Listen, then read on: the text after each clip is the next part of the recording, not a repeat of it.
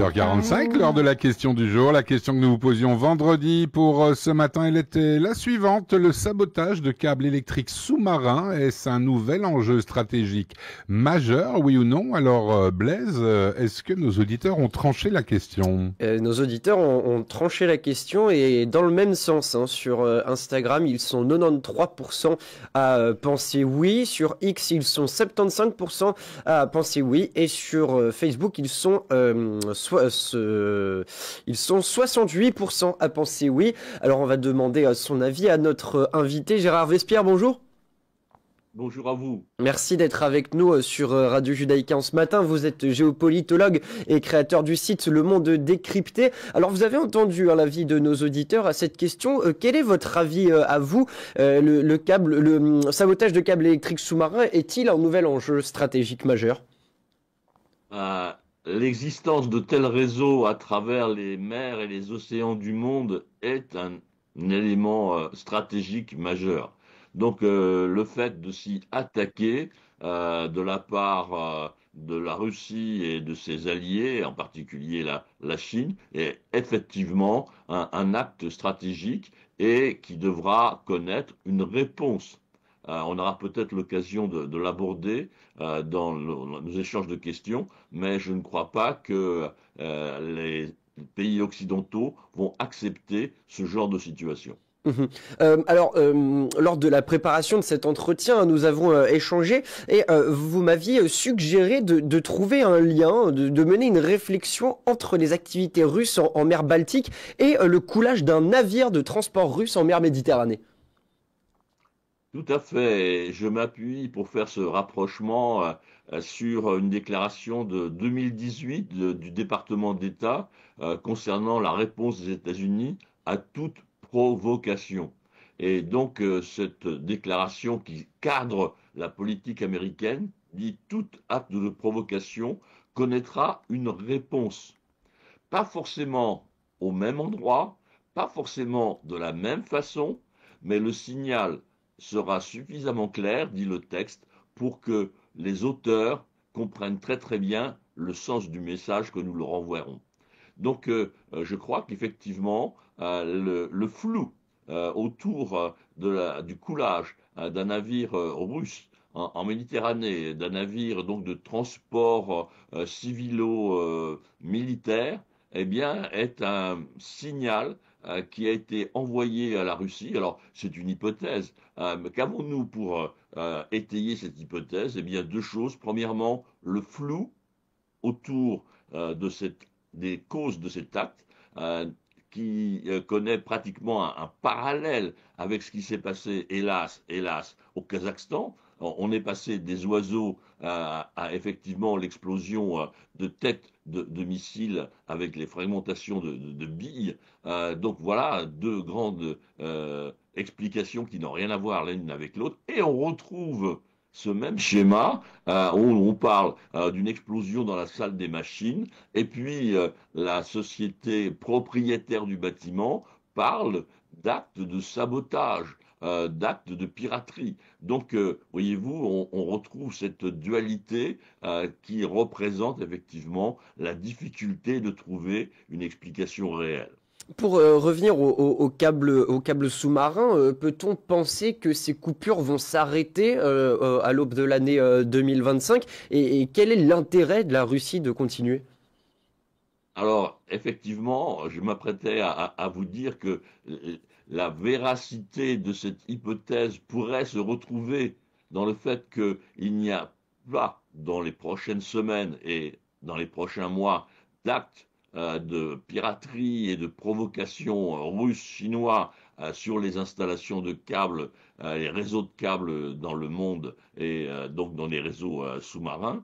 Si la situation se calme, ça voudra dire que le signal a bien été envoyé et bien compris.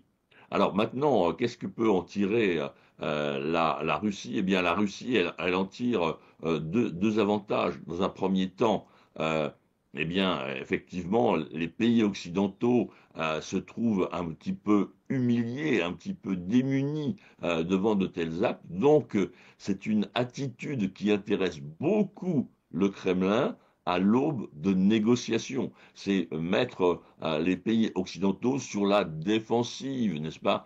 Donc voilà, c'est effectivement un élément important. Et deuxième éclairage, eh bien, vous avez cru que l'appartenance à l'OTAN allait vous protéger. Et là, les deux pays impliqués, la Suède et la Finlande, dans ces sabotages de la semaine passée, eh bien, voyez-vous, là, on a aussi un signal envoyé aux pays de l'OTAN en disant, bah, finalement, votre alliance ne vous protège pas. Alors, vous avez également évoqué ce crash de l'avion d'Azerbaijan Airlines au Kazakhstan, un crash qui a fait 38 morts. Le président azerbaïdjanais s'est entretenu avec Vladimir Poutine. Il a exigé de la part de la Russie des excuses et de reconnaître sa culpabilité. Que savons-nous sur cet incident tragique? Écoutez, je pense que maintenant les grandes lignes sont claires et effectivement l'avion a été touché au-dessus de la Tchétchénie et donc ce qui est très étonnant, ce sont les décisions prises par les contrôleurs aériens qui ont forcé cet avion à traverser la mer Caspienne alors qu'il était déjà en très mauvais état de vol. Il aurait pu être autorisé à se poser au Daghestan, par exemple, de faire demi-tour par rapport à son chemin donc Azerbaïdjan-Tchétchénie et à mi-chemin, il pouvait se poser à Makhachkala, c'est-à-dire la capitale du Daghestan. Il y a une piste de 2600 mètres, c'est un aéroport international. Donc qu'est-ce qui s'est passé? Et je pense que là, on a un élément de la grande fâcherie de l'Azerbaïdjan qui a vu donc son vol eh bien, refusé d'un atterrissage de proximité et forcé à connaître 1 heure de vol, n'est-ce pas, dans des conditions que l'on a vues sur les écrans radars, de monter, de descendre. Vraiment, les pilotes se sont battus pour éviter le sort fatal. Mhm. Alors, tous ces incidents font évidemment écho à cette guerre menée depuis février 2022 par la Russie, une guerre d'agression contre l'Ukraine. Dans l'édition d'aujourd'hui d'un journal belge, La Libre, une enquête explique que les soldats ukrainiens ne croient pas à une paix possible en 2025. Quel est votre avis? Je pense qu'on s'arrête au moins on se dirige vers un cessez-le-feu. Parce que les pays sont dans des domaines différents, vraiment dans des positions difficiles. La Russie est dans une position difficile sur le plan économique, et il reste à voir ce que le président nouvellement élu, Trump, fera concernant le pétrole, s'il décide d'ouvrir seulement de quelques centaines de milliers de barils supplémentaires la production américaine, eh bien, le prix du baril va baisser de 10-15%, ce qui serait vraiment une catastrophe pour la Russie. Et de l'autre côté, du point de vue militaire, des ressources militaires, des ressources en hommes, on sait très bien que l'Ukraine est dans une position délicate. Donc chacun dans un domaine différent, l'un économique et l'autre militaire et ressources humaines, eh bien il y a des raisons de parler. Eh bien, Gérard Vespierre, merci beaucoup pour votre éclairage sur ces différentes questions. Merci beaucoup d'avoir été avec nous ce matin sur Radio Judaïka. Je rappelle que vous êtes géopolitologue et créateur du site Le Monde Décrypté. On vous souhaite une bonne année un peu en avance. Merci beaucoup. Bonne année aussi à vous et à toute l'équipe. Merci beaucoup Gérard Vespierre et bon rétablissement à vous. Je me suis laissé dire que vous aviez pris un petit froid récemment. Bien, la question du jour s'achève. Merci à vous et une très belle fête de fin d'année et bonne année 2025. On aura bien sûr l'occasion de se retrouver avec Gérard Vespierre. La question du jour pour demain, la voici messieurs, dames. La guerre en Israël modifie-t-elle vos priorités dans la vie, oui ou non? Est-ce que la guerre en Israël modifie vos priorités dans la vie? D'ici quelques minutes, comme d'hab, vous allez sur X, vous allez sur Instagram et vous allez sur Facebook nous donner votre avis et on en parle demain matin.